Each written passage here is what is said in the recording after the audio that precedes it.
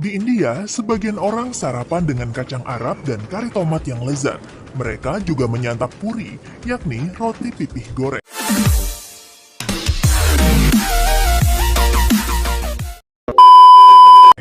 Bagian tengahnya kosong dan menggembung dipenuhi uap saat dipanaskan.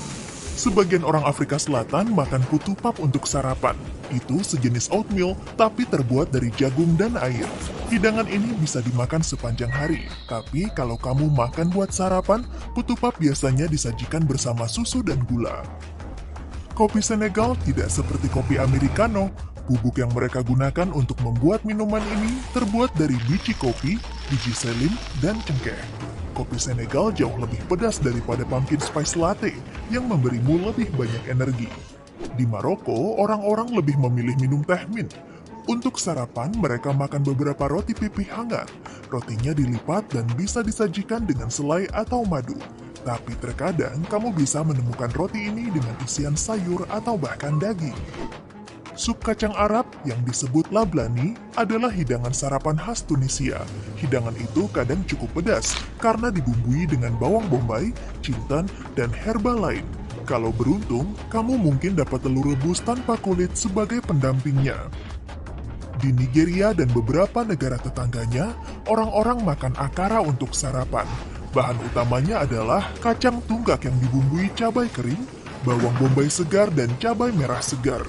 Hidangan ini digoreng dan merupakan jajanan populer.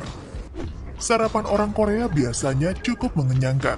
Hidangannya terdiri dari banyak banchan, yaitu makanan pendamping. Ada kimchi, omelet gulung, sayuran berbumbu, dan chot, sejenis gorengan. Wah, sarapan orang Jepang mungkin kelihatan kayak makan siang atau makan malam di negara lain. Ada sup, nasi, salmon, bahkan acar sayuran. Di Jamaika, orang-orang sarapan pakai ikan asin dan ackee. Ackee adalah buah eksotis yang mirip leci dengan tekstur lembut dan creamy. Tapi buah ini ilegal di Amerika Serikat. Mungkin karena bijinya beracun, tapi dagingnya aman dimakan kok, asalkan sudah matang. Sebaiknya kamu cari tahu dulu bedanya. Kalau kamu suka sarapan pakai roti tabur meses, itu sebenarnya tradisi dari Belanda loh. Iya, orang-orang Belanda sarapan roti dengan taburan meses. Merekalah yang pertama kali mengenalkan meses di Indonesia. Namanya Hagelslag, yang berarti hujan es. Rasanya juga ada banyak, coklat, vanila, sampai rasa buah. Sarapan Jerman mungkin kelihatannya berat kalau kamu terbiasa makan semangkuk oatmeal. Ada roti dengan berbagai keju dan daging. Mereka juga bisa menyajikannya dengan 1 atau 2 telur kalau perlu. Kopi adalah minuman pilihan untuk melengkapi makanan berat ini. Kopi, jenis roti favorit banyak orang Brasil adalah roti Prancis yang harus penuh mentega sebelum dimakan dan diikuti dengan beberapa potongan daging. Buah tropis seperti pepaya banyak ditemukan di Brasil, jadi kamu mungkin serasa di rumah kalau sarapan di Rio. Kolombia punya banyak resep sarapan keren. Di Bogota, ibu kotanya, kamu bisa menemukan changua, yaitu telur dan sup susu dengan ketumbar dan roti apak yang dilembutkan dalam kaldu. Hidangan mengenyangkan lainnya adalah calentado, yang dibuat dari nasi atau kacang sisa semalam, disajikan dengan sosis, alpukat, dan telur. Di Costa Rica, orang-orang biasanya sarapan nasi dan kacang juga. Tapi, ini kejutannya.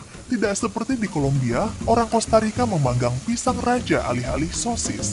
Minumannya sederhana, kopi atau jus. Ayo, jadi lapar nggak nih? Satu lagi negara yang biasa sarapan nasi adalah Malaysia. Orang-orang Malaysia memasaknya dengan santan dan disajikan bersama beberapa hidangan pendamping.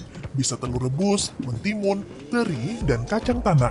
Mereka menyebutnya nasi lemak, mirip-mirip nasi uduk nih. Telur dalam bentuk omelet dengan isian tebal, adonan tepung goreng yang dilembutkan dalam susu kedelai hangat, lumpia isi sayuran. Kalau kamu tertarik dengan itu, kamu harus mencoba sarapan ala Taiwan setidaknya sekali. Lengkapi dengan berbagai susu kedelai hangat, ada yang polos atau susu kedelai hitam, yaitu susu yang diberi bubuk wijen dan kacang. Sarapan di Hong Kong nggak akan lengkap tanpa teh susunya. Teknik pembuatannya sangat penting. Kain seperti kaos kaki yang menyaringnya sangat tebal. Saat teh hitam akhirnya keluar dari ujungnya, jangan lupa tambahkan susu evaporasi dan gula untuk mendapatkan rasa creamy yang khas. Nah, jangan sampai salah ya, kalau kamu lihat ada sosis, telur, dan daging panggang untuk sarapan, bukan berarti itu sarapan orang Inggris. Coba lihat baik-baik, kamu lihat ada nasi, bacon manis yang berbumbu gula merah dan kecap asin, juga secangkir coklat panas. Selamat datang di Filipina dan nikmati hidanganmu. Ini lezat sekali. Salah satu menu sarapan orang Indonesia adalah ketan hitam dengan santan. Warnanya nggak hitam kok, lebih ke ungu, tapi namanya memang bubur ketan hitam. Hidangan ini cocok banget dimakan dengan potongan pisang dan kayu manis. Indonesia juga punya papeda, sejenis oatmeal dari tepung sagu. Teksturnya kental, lengket, dan kayak puding atau slime mungkin ya. Orang di Myanmar terbiasa makan sup sarapan besar yang disebut mohinga. Hidangan ini kaya rasa, ada jahe, pasta ikan, air jeruk nipis, cabai, ketumbar, dan bawang bombay. Sup ini juga berisi ikan lele dan bahkan mie. Asin, manis, pedas, dan asam tergabung menjadi satu. Kalau ada kontes sarapan terbesar di dunia, mungkin Irlandia dapat hadiah utama nih. Coba aja bayangkan, sarapan Irlandia tradisional terdiri dari bacon, sosis putih, sosis hitam, hash brown, telur goreng atau orak-arik, tambah beberapa sosis lagi, kacang, dan mungkin hati goreng. Waduh, buat bakar semua kalorinya harus